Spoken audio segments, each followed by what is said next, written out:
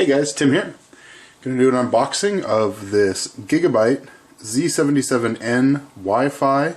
It's an LGA 1155 motherboard, and it is ITX, MITX to be precise. It has a bajillion features on the box, and if you guys buy Gigabyte, you're probably pretty used to this, but I think they try to cover every square inch of their box with some kind of marketing. It's ultra durable.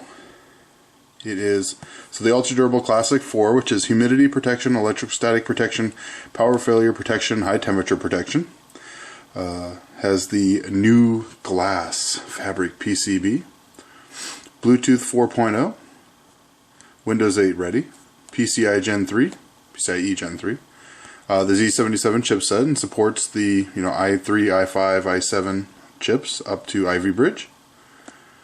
3D BIOS with dual UEFI, and it also supports the Intel Wi-Fi and Intel WiDi.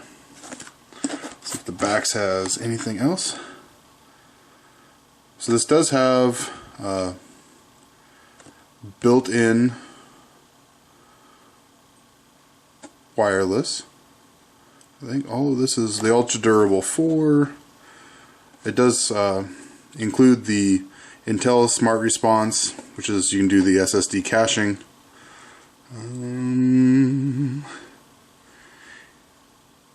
That's pretty much it for the back. Let's go ahead and get in the box here.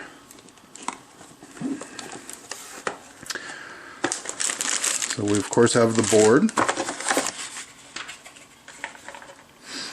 We have two black, and it's one straight to straight, one straight to 90 degree SATA 3 cables. They do have the clips on them.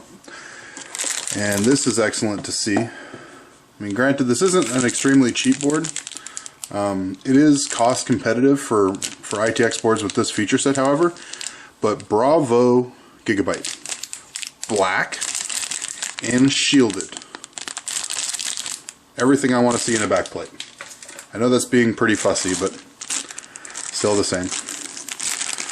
Two antennas, and these are the nice screw-on style instead of the clip-in style, so a little more durable, and they do have magnetic bases. And then of course we have our instruction manual with, wow, 2 discs. So we have the normal utility disc and a Wi-Fi Bluetooth disc. My comment here would be download the any networking drivers you might need, and then go get the rest of the stuff, the latest stuff off the internet.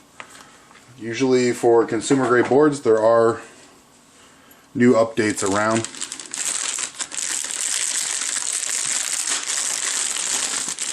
So in my opinion, this isn't, let's be honest, this board isn't for extreme overclocking. But it is gorgeous in my opinion. I love these black PCBs. I don't know, this board just looks so awesome. Everything's black, or kind of like titanium gray. Not that the case I'm going to be putting this in is a Fractal Design Node 304. So you'll never see the board, but still, it's nice that they actually, pay attention to detail on these kind of things. So typical, we have our DDR3 2 slots, so just dual rank, so you can get up to 16 gigabytes, 2 8s.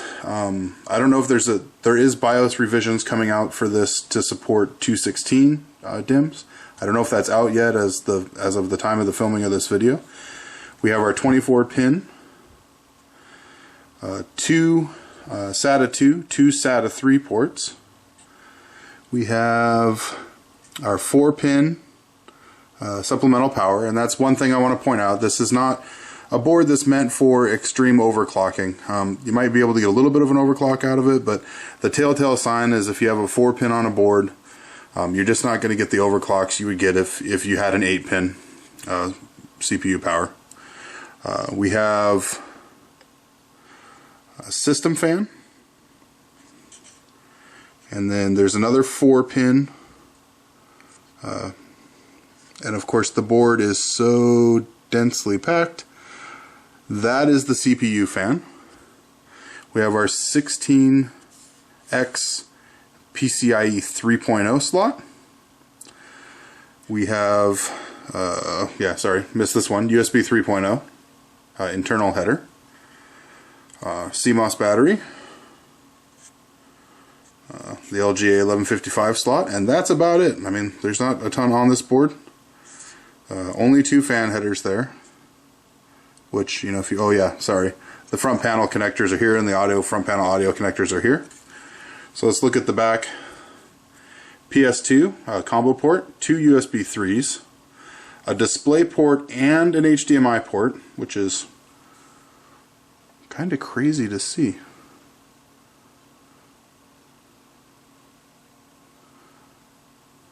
Well, that is sure what those look like. I'll come back to that at the end of the video here. I'll double check. DVI,